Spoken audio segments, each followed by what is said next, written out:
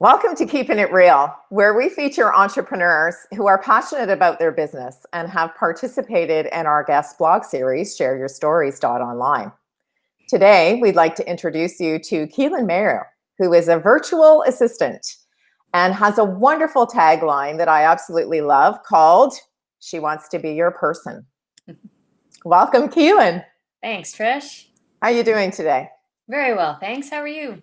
You know, one of the things that I really love about your business is that you're kind of ahead of the times here. You have no geographic boundaries. Being a virtual assistant, you do everything online. So tell us a little bit about some of the platforms that you use and how you communicate with your customers. Well, I'm a big one for still picking up the phone when I'm building the relationship with my customer or my client. I really do feel that you can lose a lot in translation if you just send an email or a text.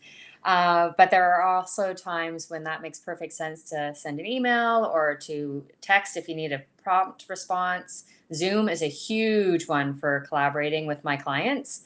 And then, they've got all the new finagled stuff with Google Meets and, you can use Skype still. And the possibilities are endless. It just really is kind of what my client likes or feels most comfortable with is what I typically use.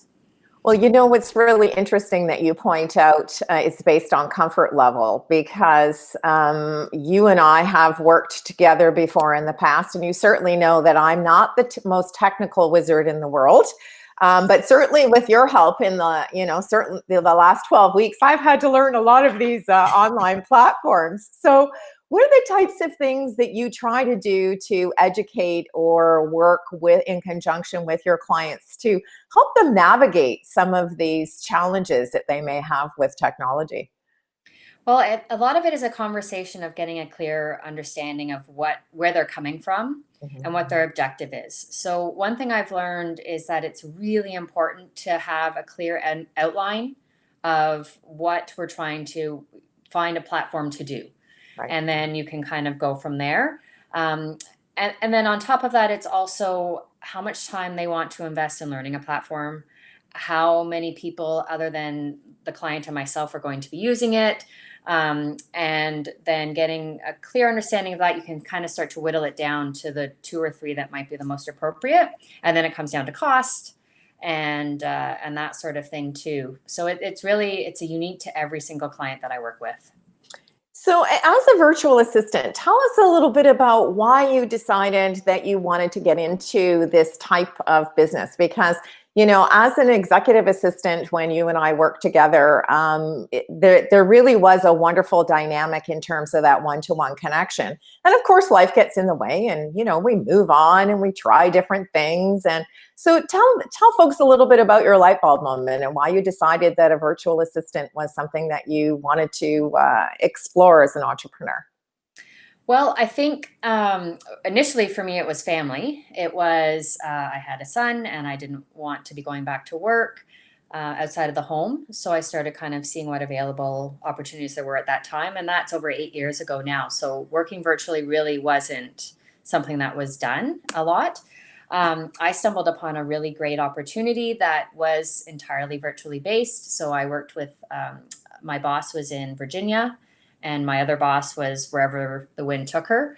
And so it was just really nice to be able to connect um, with them regardless of where they were in the globe. And so we just really, it took some time to figure out how to work as a team and to still get that one-to-one connection or that kind of um, that more personal touch on work and communicating with each other.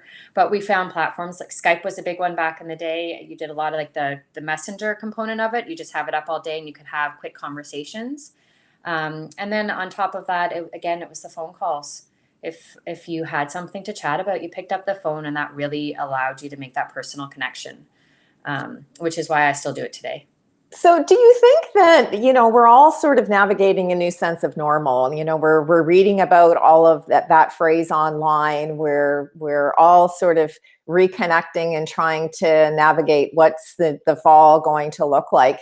Do you think, to your point, that we may go back to some of those traditional old tried and true sort of methods of communication, like picking up the phone and actually having a conversation? Or do you think that there's going to be some unusual or new platforms that will come out of our new experience that will force us to move into another new direction? I think it'll be both, and I think it'll be a personal choice. I think that there will absolutely be new, exciting, possibly complicated, kind of really outside the box opportunities for connection. Yeah. That people are, that I can't even fathom what they'll look like, but I'm sure they'll be really exciting and innovative. But I also think that ultimately you can't duplicate the contact that's important for a client relationship online. It is really nice, like you and I do a lot of the Zoom calls and stuff, so we get to talk to each other. But Mhm. the random text that kind of just comes through, when I accidentally pocket dial you or something like that is what's real, right? And that's Right. what's kind of allows us to develop that relationship outside of work, to build the work relationship a bit stronger. So I think that people will still go back to the picking up the phone. It's actually something that I think is a lost art. It's a communication piece, Mhm. and people are forgetting how to talk to each other and how to write a letter to each other and all that kind of stuff. And I think that that is important. So I think people are starting to grasp that level of disconnect and are going back towards it, even if it's nostalgic. It can be a hobby, but it's still going to be an important part of ongoing communications and relationship development.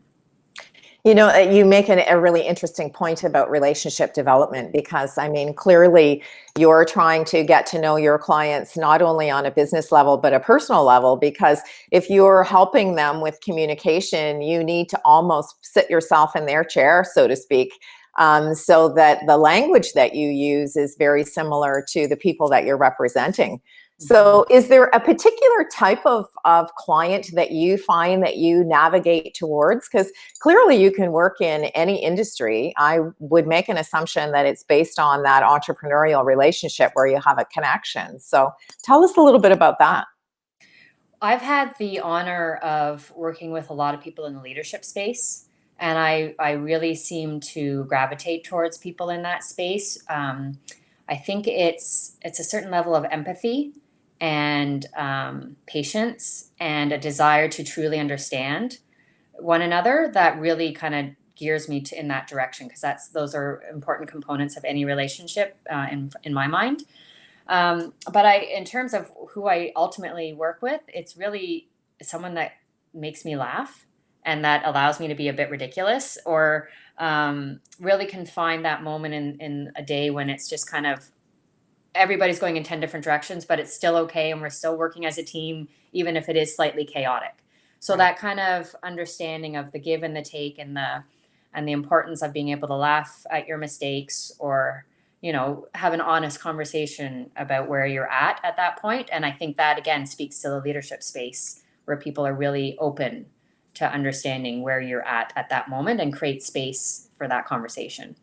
What's really cool is we're all sort of stepping outside our comfort zone, right? Mhm. I was having a conversation with a client the other day, and I said, I don't know about you, but I'm kind of getting tired of having to be comfortable with being uncomfortable, because Mhm. we're all in those situations where there's no expert in the current business climate.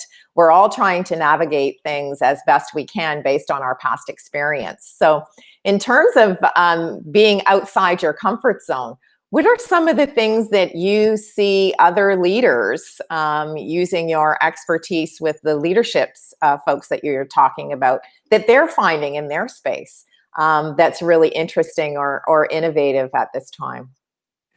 I think it really comes back to the platform use. A lot of leadership coaches are used to the one-on-one conversations or the in-office conversations. So pivoting that to an online communication opportunity has been huge for a lot of them. Those that I work with that are in the charity space of leadership are looking to try and find new ways to connect with funders, to communicate your story. The sharing of the story, I think, is what will ultimately bring people the new opportunity to pivot where they were to where they want to be, and understanding kind of who they were before COVID, who they are during COVID, and then whatever looks we look like after COVID. Um, being able to communicate that story and their entrepreneurial story and how it changed over time and how they morphed with it, I think will be important. Well, that's a really interesting point, because one of the things that we do in the guest blog series is we talk about our 3 words of advice. And I remember reading your 3 words of advice, and I thought, wow, that is really not only deep, but timely, given where we are in terms of our business climate. And your 3 words are nurture your village. So tell us a little bit about what that means for you and your business. Well, I think for me in my business, it really means that I stop and have a level of gratitude every day for the people that I work with, the patience that they offer me, being a working mom with kids home, the conversations that we share, the learnings together, the opportunities to push each other a bit outside of our comfort zones, and to support each other when we are kind of navigating that. um, it's all about gratitude. It's all about making sure that everybody understands that we're all working towards the same goal in the same direction, but you're going to need to pull in a variety of people to make that happen and to make it a success. And that ultimately, acknowledging the amount of people that combine together to lift you up is really important, and to say thank you. And to thank yourself too, right? That people often forget to acknowledge the lengths they went to get someone else where they wanted to be. So that gratitude for myself and my efforts, and the gratitude for my clients, and then all of us working together, I think is super important. Well, that's a really great note for us to finish on, because I'm going to send you my gratitude and thanks for participating in not only the Share Your Stories, but in our virtual coffee through Keeping It Real. And to the listening and visual audience, I certainly hope that you've enjoyed this edition of Keeping It Real, where we've introduced you to the person behind the logo. Thank you very much, Keelin. It really was a pleasure to speak with you today. Thank you, Trish. It was an honor. Have a great day. You as well.